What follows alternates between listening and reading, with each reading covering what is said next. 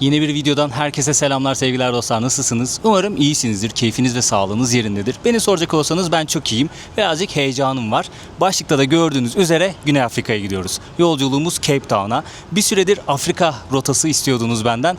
Ben de kısa bir Afrika rotası oluşturdum, birazcık araştırmamı yaptım, rotamı çıkardım, programımı yaptım ve artık Afrika'ya gitmenin vakti geldi arkadaşlar. Şu an İstanbul Havalimanı'ndayım, kapıma doğru gidiyorum. Aşağı yukarı 1,5 saat sonra uçuşum var. Hatta Afrika'ya gitmeden şöyle bir tıraşımı da oldum. Sakal tıraşımı da oldum. Bıyığımı da bıraktım. Saçlarımı da kestirdim. Afrika'ya hazırım. Victor Osimhen! You like Galatasaray? Yeah, 100%. I'm 100% Galatasaray. Cape Town'da konaklayacak yer arıyorum. Puanı oldukça iyi. 8,5-9 gayet iyi. Gırla hırsızlık vakası yaşanmış. Yorumlarda insanlar yazmış. The country now is so another level with those fucking criminals. My sister is married today in Ankara. You go Turkey? No, no. Ah, okay. The money. Okay. Abi de gülüyor, yandaki abi.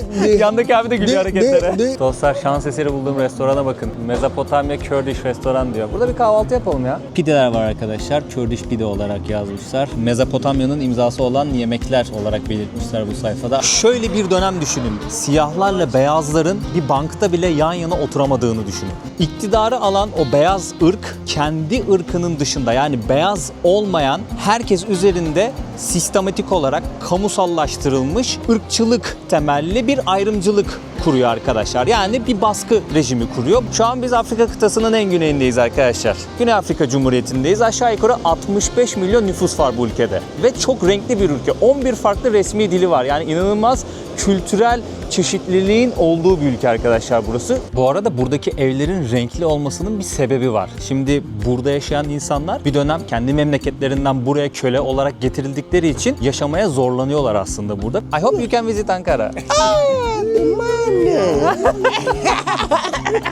Burak, shout out to Burak, bro. Yay! Cape Town. Türkiye'nin lider su arıtma markası Aura Sebilon Unique sunar.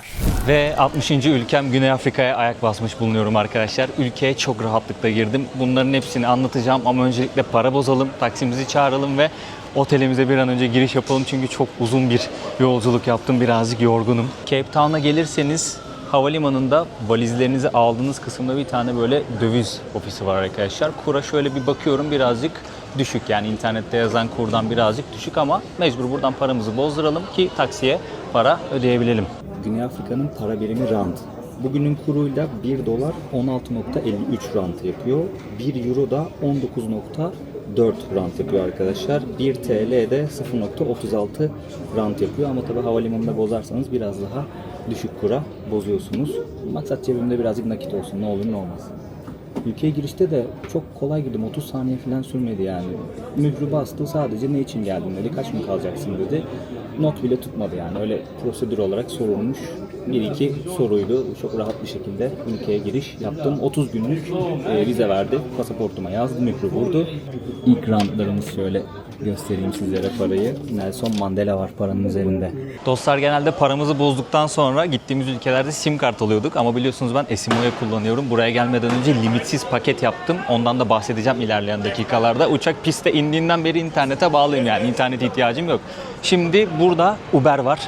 Uber bulup merkeze gitmem gerekiyor. Bu arkamda taksici abilerimiz var. Onlar birazcık yüksek fiyat veriyorlarmış. En iyisi Uber kullanman dediler ama Uber otoparktan kalkıyormuş. Bir otopark noktasından kalkıyormuş. Şimdi onu bulacağım. Size de göstermek istiyorum. Ola ki yolu buraya düşen oldu. Nasıl gidebilir rahat bir şekilde merkeze? Otobüs vesaire de gidiyormuş sanırım havalimanından ama ona hiç bakmadım. Hızlı bir şekilde ulaşmak istiyorum. Hadi bakalım şu otopark işini bir halledelim. I do taxi. You need a taxi. I don't need taxi. Okay. What is your name? Abu. Abu, Burak. Nice to meet you. Man? You alright? I just arrived. Just arrived. Okay. Yeah. So you a streamer, you say? Yeah, I do. Yeah. Now you tell your people to contact me if they need a ride. Okay. I have a nice big van for everyone, you know. You have a big van for Big van. everyone. Yes. Okay. Abimizin bir tane bir büyük arabası varmış. Kalabalık grup gelirse Abu abimizi bulsunlar. Yes. Nice to meet you. Nice to meet you. Safe. Arkadaşlar, Parkade P1 diye bir yer göreceksiniz. Bakın şöyle göstereyim. Buranın içerisine giriyorsunuz. İleriden sağa dönecekmişim. Oradan Uber'imize bineceğiz şimdi. Burası bir otopark ama bakın zaten insanlar bekliyor. Onlar da Uber çağırmışlar benim gibi. Uber'imiz buraya gelecek. Buradan bizi alacak. Daha sonrasında yolculuğumuz başlayacak. Kendisi hatta yakınlarda bir yerde onayladı. 4 dakika diyor. Şöyle göstereyim. Ne kadara gidecektim ben? Onu bulabilirsem göstereyim sizlere. 179 randa gideceğiz arkadaşlar. Bakın burada zaten not olarak yazmışlar. E-hailing pick-up araya diyor. Parkate 1'de buluşun yazmış. Aracımız geldi. Yeah, Hello, how are you? I'm good, my brother. Yourself? Yeah, very good. Thank you so much. Havalimanından otelime 24 kilometre gözüküyor. Haritanın söylediğine göre 27 dakikada ulaşacakmışız buraya. Şöyle sizlere Cape Town'dan ilk manzaraları göstereyim arkadaşlar. Havalimanı burası bakın. Uzun bir yolculuktu ya. Gerçekten uzun bir yolculuktu.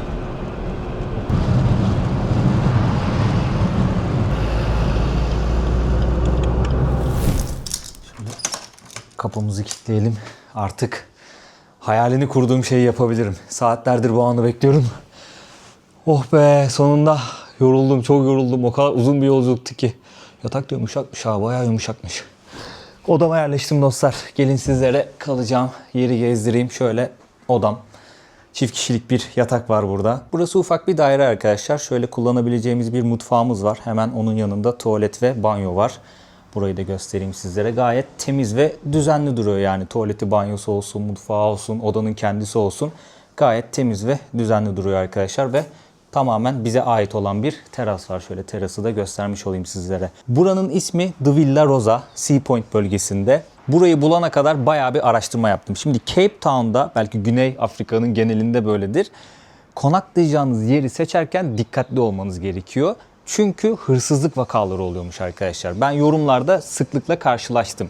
Cape Town'da konaklayacak yer arıyorum. Otele bakıyorum, bayağı bir yorum almış. Puanı oldukça iyi, 8,5-9 gayet iyi. Binlerce yorum almış ama gırla hırsızlık vakası yaşanmış. Yorumlarda insanlar yazmış ve yakın tarihte, yani öyle geçmiş tarihlerde falan de değil. Yakın tarihte yaşanan şeyler. O yüzden burayı bulana kadar burasıyla ilgili herhangi bir sorun vesaire bir şey yoktu. Bu tarz bir olay yaşanmamıştı. Bayağı bir araştırma yaptım, okuma yaptım vesaire derken yani yorumları okuyorum. Bulduk arkadaşlar. Gecelik 3500 TL, 77-78 dolar civarı bir şey yapıyor bugün kuruyla. Sea Point bölgesindeyim. Burası nezih bir bölgeye, mahalleye benziyor. Umarım bir sıkıntı yaşamayız. Şimdi birazcık dinleneceğim. Daha sonrasında gezeceğiz arkadaşlar ama uzun bir yolculuk yaptım. Takdir edersiniz ki birazcık dinlenmeye ihtiyacım var. Bu esnada siz videoyu beğenirseniz, bir yorum bırakırsanız ve kanala abone olursanız bana çok büyük destek olmuş olursunuz arkadaşlar. Videomuzun sponsoru Türkiye'nin lider su arıtma markası İlyas Aura Sebilon Uni'ye de teşekkürlerimizi iletelim. Sizler de evinizde sağlıklı ve güvenli su içmek istiyorsanız linki açıklamaya bıraktım. Oradan bakabilirsiniz dostlar. Ve artık resmi olarak Cape Town maceramız başlamış bulunuyor.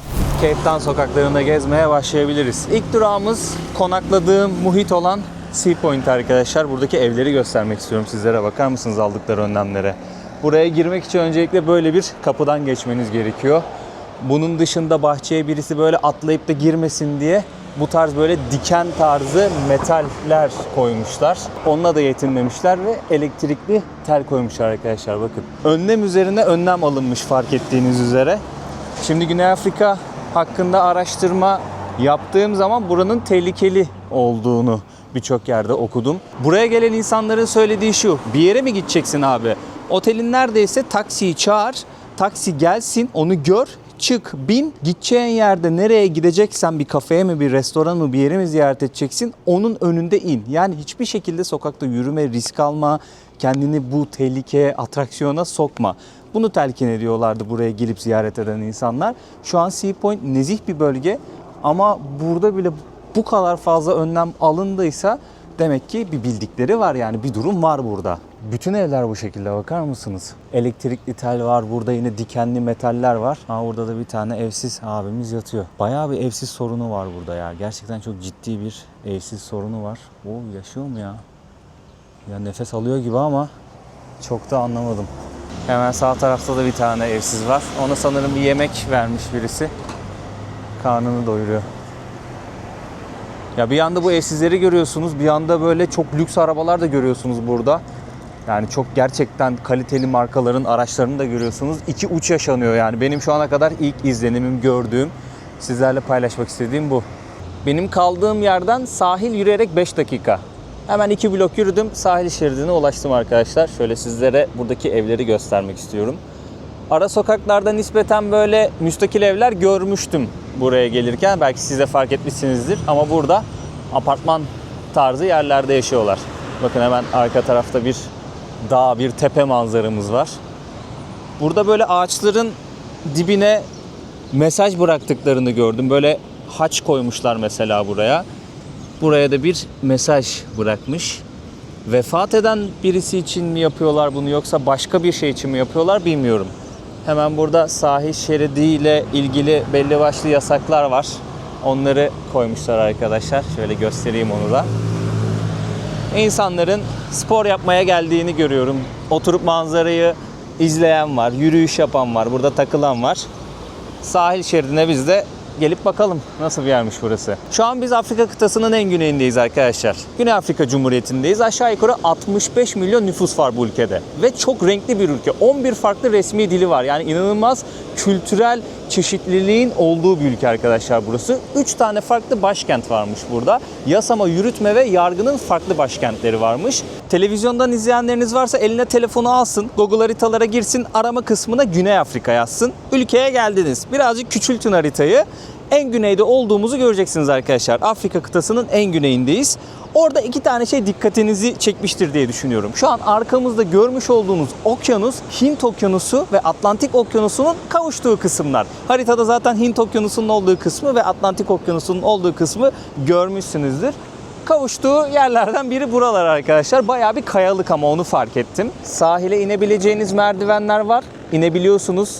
Dilerseniz suya da girebilirsiniz belki ama ve lakin yani yüzebileceğinizi sanmıyorum. Bayağı böyle bir yosun vesaire bir şey görüyorum. Onun dışında zaten kayalık. Çok da yüzüleceğini sanmıyorum ve çok ağır bir okyanus kokusu geliyor. Yani burası yüzülmeyen bir plaj ama ve lakin manzarayı izleyebilirsiniz. Şöyle sizlere bir yandan okyanusu, bir yandan da sahil şeridindeki manzarayı göstermek istiyorum. Aha burada da güzel bir sivri tepemiz var. Burada oyun parkı vesaire yapmışlar. İnsanlar dediğim gibi spor yapmaya geliyor, takılmaya geliyor, yürüyüş yapmaya geliyor. Ya işte zengin muhit arkadaşlar, az çok anlamışızdır buranın nasıl bir yer olduğunu. Tamamen buradaki insanlara yönelik, onların keyfine yönelik yapılmış bir sahil şeridi. Taksiyle şehrin merkezine geldim arkadaşlar. Burası Long Street. Oldukça meşhur bir cadde Cape Town'da. Buraya taksiyle geldim, indim. Hemen yanında bir tane güvenlik görevlisi abi bitti. Dedi ki telefonunu vesaire dedi, değerli eşyanı sakla dedi. Şehrin merkezindeyiz şu an dedi, downtown'dayız. Burası dedi sıkıntı. Başına dedi bir şey gelmesin. Ben de kendisine teşekkür ettim. Şöyle sizlere etrafı göstermek istiyorum. Yani buralar sıkıntılı bölgeler arkadaşlar. Dikkatli olmakta fayda var. Şimdi ilerleyen dakikalarda daha ben bilgi vermeye devam edeceğim. Şöyle bir yandan siz etrafı dikkatlice izleyin. Ben bir yandan bilgilerimi sizlerle paylaşacağım dostlar. Bayağı da bir ot kokuyor burası ya. Bayağı bir ot kokuyor burası. Güney Afrika gökkuşağı ulusu olarak adlandırılıyormuş arkadaşlar. Bunun sebebi de çok farklı kültürden insanların, grupların bir arada yaşıyor oluşu. Şimdi demografiye baktığımız zaman nüfusun %80'ini siyahilerin oluşturduğunu görüyoruz ama siyahiler tek bir etnik kökende değil.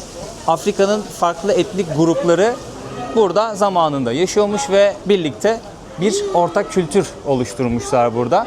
Nüfusun %80'ini Afrikalıların yani siyahilerin oluşturduğunu söyleyebilirim burada. Kendi dillerini korumuşlar bu arada arkadaşlar. Bu sebepledir ki Güney Afrika Cumhuriyeti'nde 11 tane resmi dil var ama bu ortak kültüründe bir parçası haline gelmişler. Kendi kültürlerini de korumuşlar bu arada. Onu da söylemeliyim. Bunun dışında yüzyıllar önce buraya sömürmeye gelen beyazların torunları yaşıyor burada. Onlar da böyle %8, %9'luk bir kısmı oluşturuyor. Hollanda'dan ve İngiltere'den zamanında buraya sömürmeye gelenler oldu. Onu da ilerleyen dakikalarda anlatacağım. Yüzyıllar boyunca bu toprakları sömürdüler arkadaşlar. Buradaki insanlar çok ciddi mücadeleler verdi.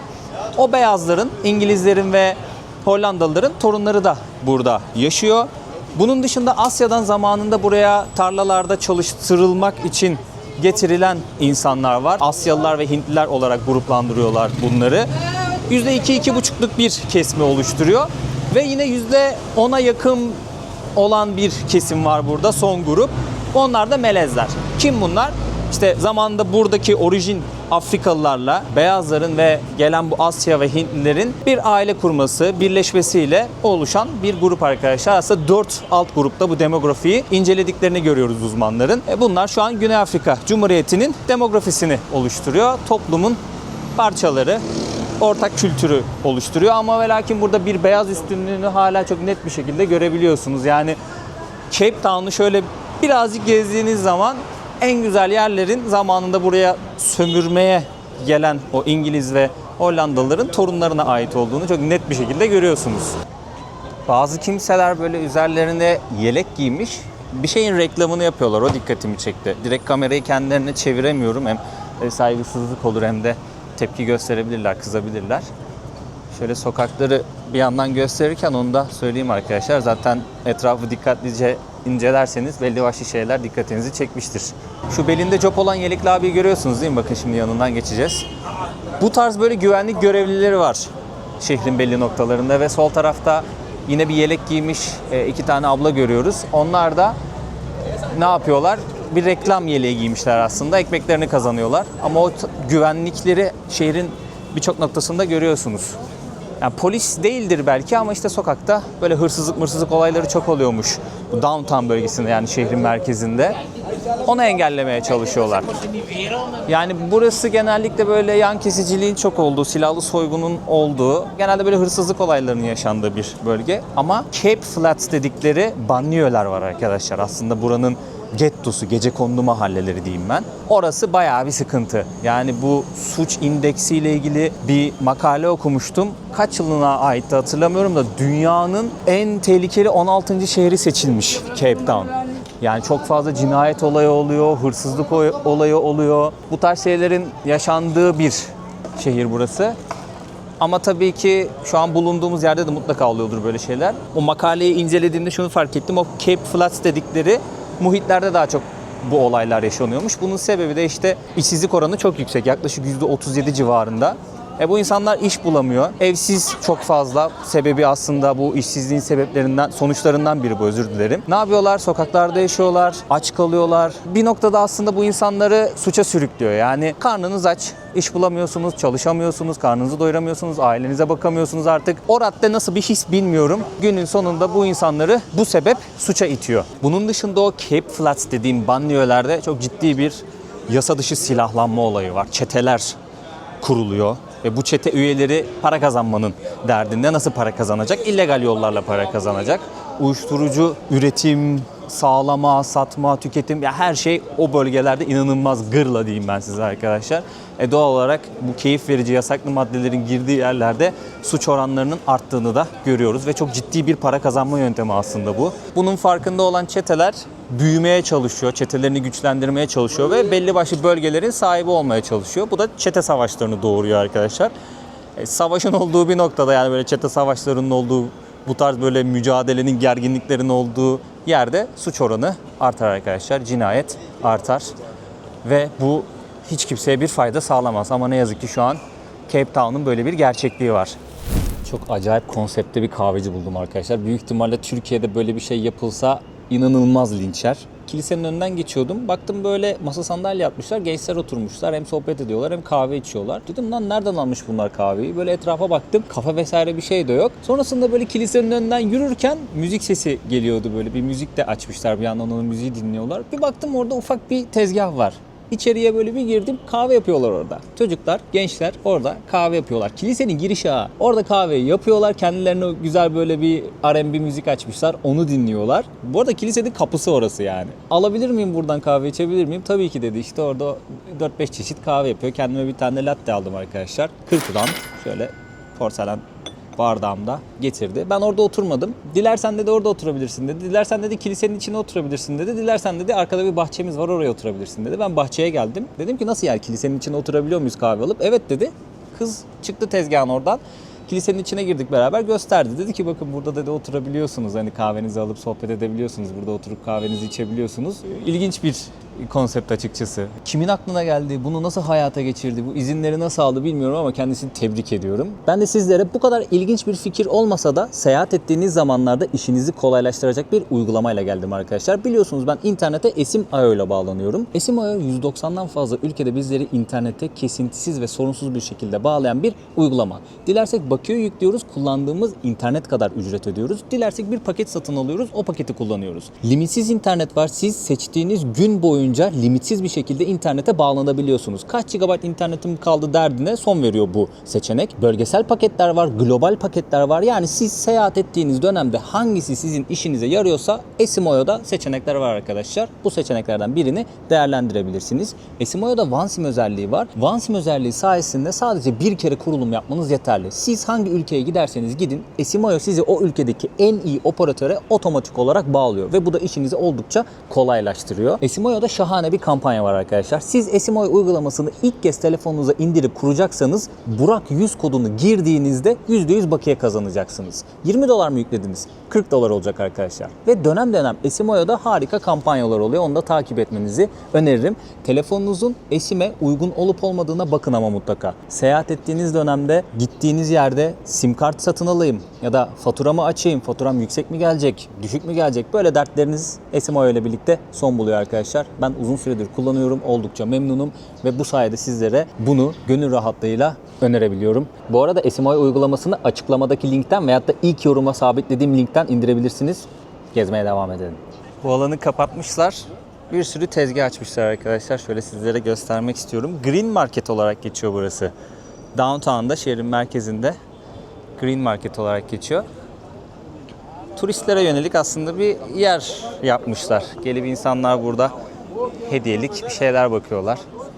Şöyle sizlere neler sattıklarını da göstereyim. Hiçbirinin üstünde fiyat yazmıyor bu arada. Sadece en azından neler sattığını görmüş oluruz. Kıyafetler, kolyeler, bilezikler, küpeler. Çok güzel şeyler var ya. İnsanın gerçekten içi parçalanıyor. Yani rengarenk bir kıta burası. Gerçekten çok renkli. Her detayıyla çok renkli. Ama ve lakin yüzyıllar boyunca insanlar kölelikle mücadele ettiler, sömürüldüler, topraklarından edildiler, başka yerlere sürüldüler. Ne yazık ki Afrika'da böyle şeyler yaşandı. Hello, how are you? Thank you so much. Bakın şöyle Afrika kıtasını işlemişler. Biz en güneydeyiz arkadaşlar. Ben Afrika kıtasında bir Mısır'a gittim, Fas'a gittim. Bir de şu an Güney Afrika'dayız. Tabii ki şöyle ortalara doğru dalacağız ilerleyen günlerde.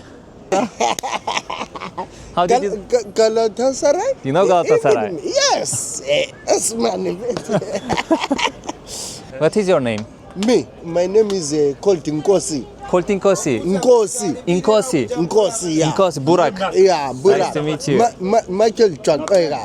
This one is my shop, but Okay. today I didn't put the cap. Yeah, I sell the mask. The Zulu. It's Zulu mask. Zulu Yeah. So you are Zulu. No, me, I'm from Senegal. You're from Senegal. So Me, I'm Zulu. you are Zulu. Nkosi. Where you from? 100 from Turkey. Merhaba. Turkey. Galatasaray. Yeah. Türk biri gelmiş de dün bundan almış. Yeah, that one. So, can you speak your language, your own language? Zulu language, right? You Yes. speak Zulu language. Yes. How to say hello? Hello, sakubona kunjani? Sakubona kunjani? Sagubana Gunjan. Kunjani. That means hello, how are you? That's the Zulu people from Zulu people. You see the couple. This is a woman, that's a man. I sell yesterday the people from Istanbul for 300 euro. American people sell them $400. Abi çok biraz kafası da güzel sanırım. Look, Bir yerlere götürüyor. Al bak yine getirdi bir yere beni. this one is my other shop. Your other shop. Abi Yeah, zengin this one herhalde. is Büyük. from my brother. Her dükkan ona ait. Yeah, but Her, him is her selling dükkan abimize African ait. clothing. Yeah. this African one- clothing. Okay. Yeah. Dükkan He getirecek is beni. also the Bob Marley. yeah. Amakosi. Amakosi. Yeah. Afrika'nın, Kaizer Güney Afrika'nın Chiefs. Love and peace. Güney Afrika'nın en büyük takımıymış But the arkadaşlar. one that is taking the league is my team. Pirates, Orlando Pirates. Orlando Pirates. Orlando Pirates. Okay. Like Galatasaray. This one is what's the other name for the other team? The people. Fenerbahçe. Galatasaray Fenerbahçe. Fenerbahçe. This You like one. Galatasaray? Yeah, 100%. I'm 100% Galatasaray. Victor Osimhen. Osimhen. Yeah. Look. Okay, you know because of Osimhen. Yeah, no, long time. Long time. Even Ozil used to play there. My sister is married today in Ankara. Oh really? Yes, She's living in Ankara? he's staying in Ankara. You go Turkey? No. Ah, okay. The money. Yeah. Okay. Abi de gülüyor yandaki abi. Yandaki abi de gülüyor hareketlere. The husband is called Nusret. And they live in Ankara. They live in Ankara long time, maybe it's 15 years Oh, now. nice. Yeah. Nice. I hope you can visit Ankara. The money. Too much money. Yeah, too much money. You're right, too you're much right. money. Expensive. Abi çok değişik, yemin ediyorum abi çok değişik ama tatlı bir adam ya. Dostlar şans eseri bulduğum restorana bakın. Mezopotamya Kurdish restoran diyor. Burada bir kahvaltı yapalım ya. Beraber menüye bakalım arkadaşlar. Fiyatlar ne kadarmış? Burada kahvaltı bölümü var. Omlet yapıyorlar. 100 ranta omlet yapıyorlar arkadaşlar. Şakşuka dediği bizim menemen.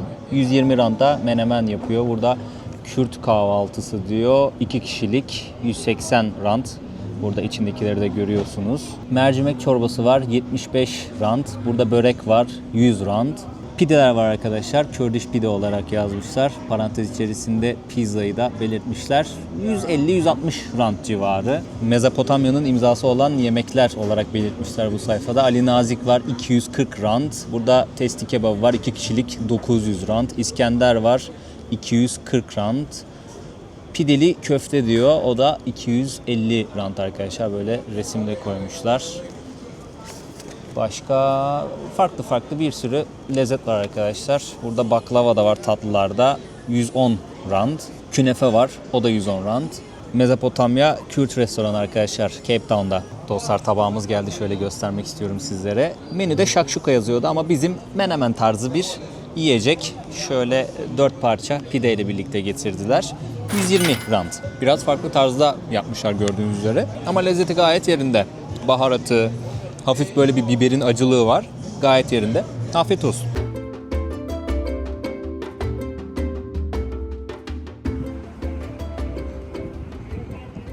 Okay, this is public safety security. What is your name by the way? Yeah, you can call me Max. I'm Max. Maxwell. Maxwell. Yes. Burak. Burak. Nice to meet you. From Turkey. From Turkey. Yeah. Oh, Türkiye. wow. Turkey. Chowit or Turkey? Turkey, yeah. Türkiye deyince anlamayabiliyorlar dostlar. Bu abimiz sokakta güvenliği sağlayan görevlilerden biri. Üzerindeki bu fosforlu giydiği public safety yazısından anlayabilirsiniz bu yelekten. So you're the security of this area. Around everyone, they must feel comfortable when they are visiting to try to find anything here to make sure I'm protecting them and also preventing some crime that it could be happening every day here. Because yeah, the country now it's so another level with those fucking criminals, you see. So now we are trying to all the best to make sure everyone feel to be comfortable. Yeah, thank to you do for- their own things here. Yeah, thank you for all your effort and everything you do. That's why they were making sure everyone and also even you, we're trying to just putting that thing you could become back when you have a time again because of yeah, we are so happy when we see you to visiting Yeah, us. thank you so much. Thank you so much. You're very Nice to meet welcome. you. Thank you so much. Dostlar şimdi Güney Afrika'nın tarihine kronolojik olarak bir değineceğiz. Ufak bir değineceğiz. Ama burada özellikle bir dönem yaşandı. Ona değinmek istiyorum şimdi. Ondan bahsetmek istiyorum. Çok iğrenç bir dönem. İnsanlık adına utanç verici bir dönem. Şöyle bir dönem düşünün. Siyahlarla beyazların bir bankta bile yan yana oturamadığını düşünün. Yasalarla bunu engellemişler arkadaşlar. Yani insanın gerçekten aklı almıyor. Ya nasıl öyle şey olabilir? Böyle saçma şey mi olur diye düşünüyor insan. Bunu yasalaştırmışlar arkadaşlar. O kadar ikonik bir yere geldik ki şimdi. Yani insanlık adına utanç verici bir şey göstereceğim sizlere. Cape Town'a yolu düşen herkesin bunu görmesi gerekiyor. Roderick Souls isminde bir abimiz, sanatçı abimiz, apartheid döneminin utanç verici uygulamalarını unutmamamız için bu iki bankı Yüksek Mahkemenin hemen önüne koyuyor arkadaşlar. Şöyle göstermek istiyorum. Yüksek Mahkemenin binası burası. Buraya bunu koyuyor ki o dönemin iğrenç uygulamalarını, utanç verici uygulamalarını unutmayalım. Şimdi uzaktan baktığımızda 2 tane sıradan bank gibi duruyor değil mi? Ama üzerindeki yazıyı okuduğunuzda bunun sıradan bir bank olmadığını anlıyorsunuz. Bu bankın üzerinde non-whites only yazıyor. Yani sadece beyaz olmayanlar. Ne demek bu? Beyaz ırkın dışında burada kim yaşıyorsa, siyahiler, melezler, işte o dönem belki Asya'dan gelenler, Hindistan'dan, o bölgeden gelen insanlar sadece bu banklara, bu yazının olduğu banklara oturabiliyorlar. Beyazlar için ayrı bir bank var arkadaşlar. Üzerinde yazıyor zaten Whites Only diye. Beyazlar da bu banklara oturuyorlar arkadaşlar. Yani o dönemde burayı sömüren Avrupa'dan gelen o beyaz ırk, kendinin üstün olduğunu düşünen ırk kendilerine ayrı bir bank yapmışlar. Kendilerinin dışında hangi ırktan insan varsa onların bankını ayrı yapmışlar ve bunu yasalaştırmışlar arkadaşlar. Apartheid dönemi 1948 yılından 1994 yılına kadar uygulanan dönem. Ayrılık anlamına geliyor Afrika'daki bir dilin karşılığında, Türkçe'ye çevirecek olursam Afrikanca'da sanırım ayrılık anlamına geliyor. Tam olarak apartheid'i şöyle açıklayabilirim. İktidarı alan o beyaz ırk kendi ırkının dışında, yani beyaz olmayan herkes üzerinde sistematik olarak kamusallaştırılmış ırkçılık temelli bir ayrımcılık kuruyor arkadaşlar. Yani bir baskı rejimi kuruyor. Buna apartheid deniyor. Kısaca böyle anlatabilirim. Yani beyaz ırk diyor ki abi ben üstünüm. Siz benden değilsiniz. O yüzden ben sizi baskılayacağım. Bunu her türlü kamusal alanda da yapacağım. Ve bunu yasallaştıracağım. Hiçbir şekilde buna karşı çıkamazsınız. Ben sizi sömüreceğim diyor. Açık açık bunu diyor. Peki neden buraya konmuş bu? Burası Yüksek Mahkemenin önü dedim. Yani büyük bir yer burası. Yüksek Mahkemenin kapılarından bir tanesi burası. O dönemde burada bir kurul varmış. Ve bu kurul insanların ırkına yasal olarak, resmi olarak karar veren bir ırkmış. Kişi gidiyor, beyaz mı, melez mi, siyahi mi olduğuna buradaki kurul karar veriyor ve bunu resmiyete döküyorlar. Kalem deneyi diye bir şey var. İnsanların saçına kalem sokuyorlarmış. Kalem düşerse beyaz olduğuna karar veriyorlarmış. Kalem, Afrikalıların saçları biraz böyle hani daha gür olur ve nasıl denir böyle bonus gibi olur ya. Kalem de doğal olarak kalıyor. O zaman da neyi anlıyorlar? Sen beyaz değilsin diyorlar. Hadi abicim o zaman biz seni sömürmeye devam edeceğiz. Böyle bir tamamen iğrenç ve insanlık dışı bir uygulama. Çok uzun seneler bu apartheid dönemi devam etti ve banklarda bunlar temsiliyet. Ama o dönemde şehrin birçok yerinde ayrı banklar var. Yasal olarak da tabii farklı uygulamalar da var. Ne yazık ki böyle bir dönem yaşanmış. Bunu da sizlere açıklamak istedim.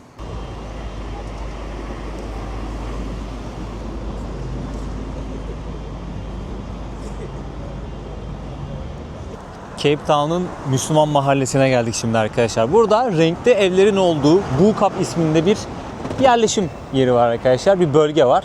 Böyle rengarenk evler var. Burası çok tatlı bir yer. Genellikle turistler buraya gelip bu renkli evlerin fotoğrafını çekiyorlar. Şimdi burası Cape Town'un Müslüman bölgesi, Müslüman mahallesi. 17. 18. yüzyıla kadar dayanıyor buranın tarihi. Şöyle bir tarihi var. Şimdi Doğu Hindistan şirketi, Hollandalıların zamanında kurmuş olduğu bu şirket Hindistan'dan, Endonezya'dan, Malezya'dan, Sri Lanka'dan, işte Doğu Afrika'dan bir sürü insanı buraya köle olarak çalışmak için getiriyor. Ve bu insanlar, selamünaleyküm.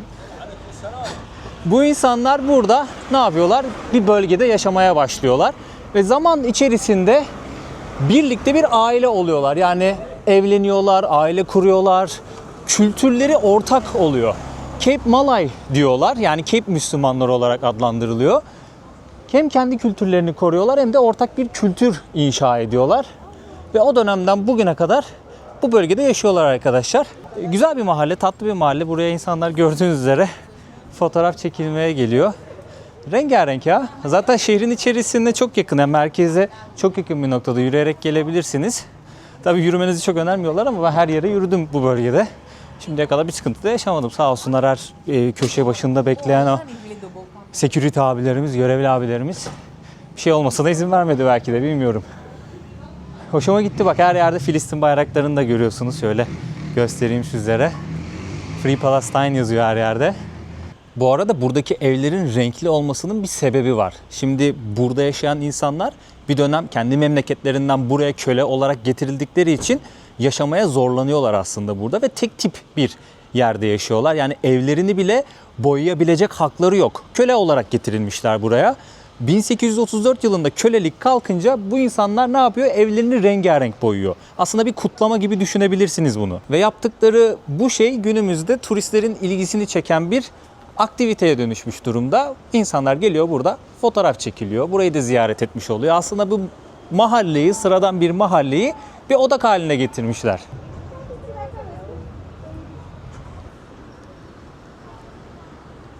Şimdi yakamı bu şekilde böyle kaldırdım ya. Ne oldu ya Burak, bütün gün siviti çıkarmadın, şimdi de yakanı kaldırdın, hayırdır üşüyor musun diye soranlarınız vardır muhtemelen. Onun da cevabını vereyim dostlar. Burada Haziran'dan Ağustos ayına kadar kış ayı. Bizdeki ters mevsim gibi düşünün. Burada kış, bizde yaz.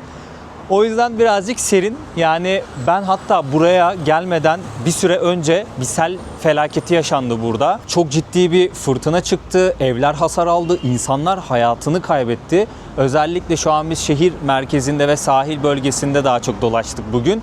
Ama iç kısma doğru girdiğinizde şehirde Cape Flats dedikleri şehrin düzlük alanı var. Banliyölerin olduğu alandan bahsetmiştim ya. Oralarda çok ciddi hasarlar oluşmuş arkadaşlar. Bugün birkaç kişiyle konuştum. Ben haberlerde okumamıştım ama hayatını kaybeden insanlar varmış. Onu da söylemek istiyorum sizlere. Buradaki insanların da başı sağ olsun. Çok sıkıntılı yani böyle sel felaketi, fırtına vesaire.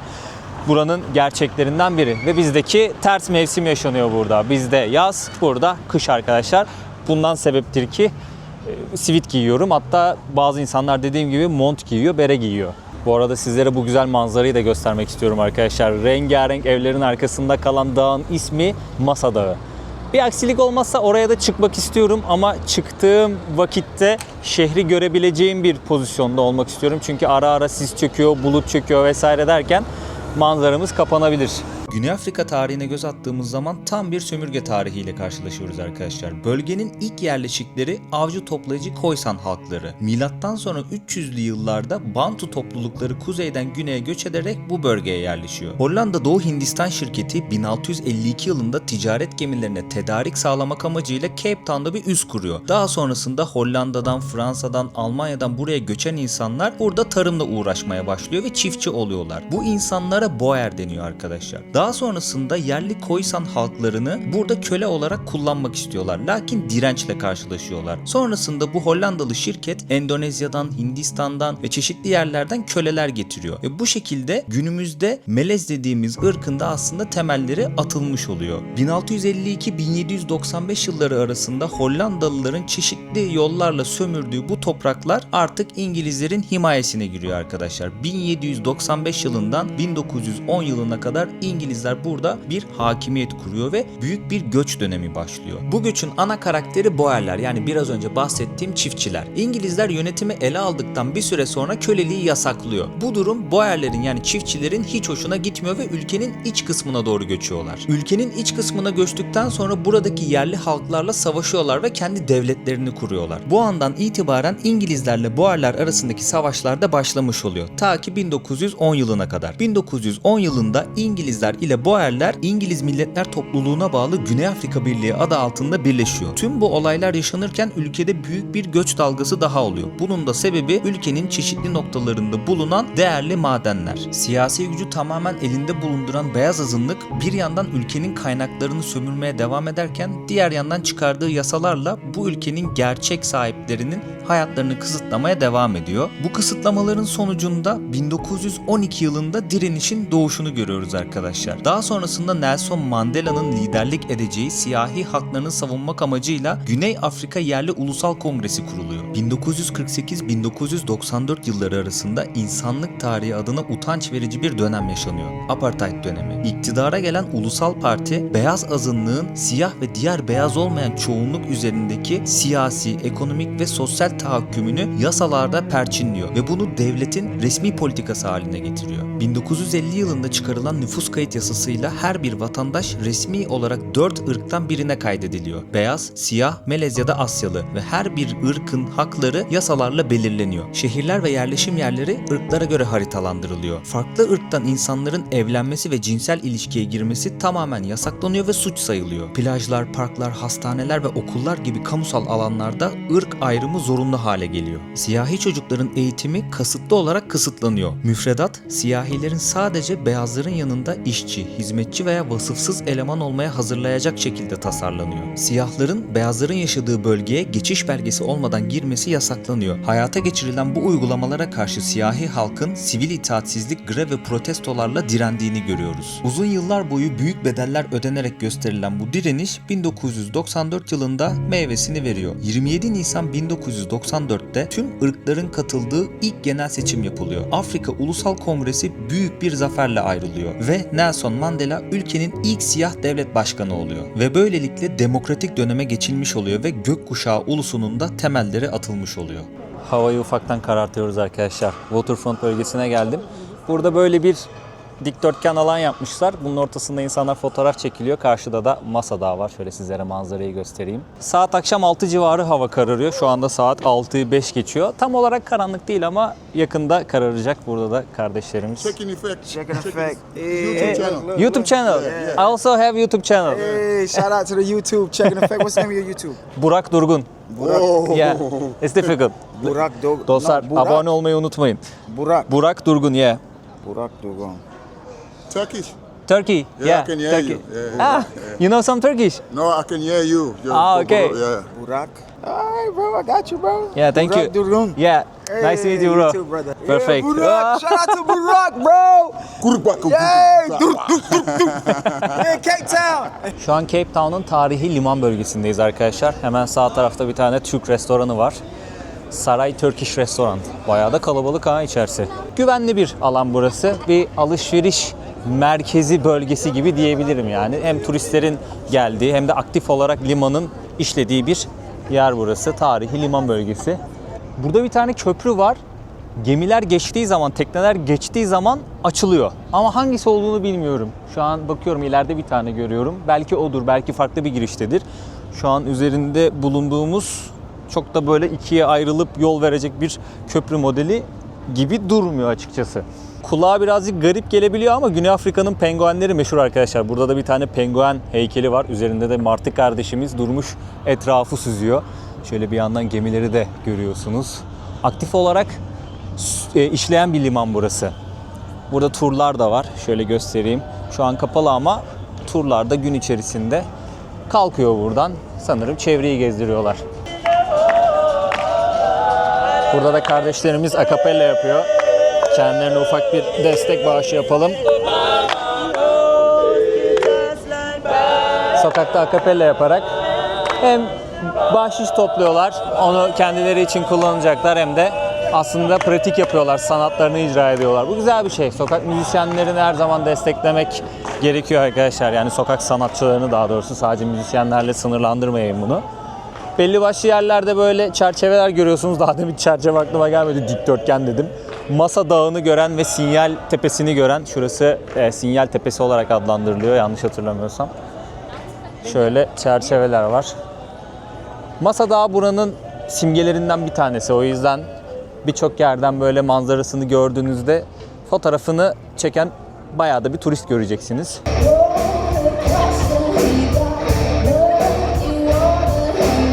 Burada bir tane alışveriş merkezi var arkadaşlar. İçerisinde mağazalar, restoranlar falan var.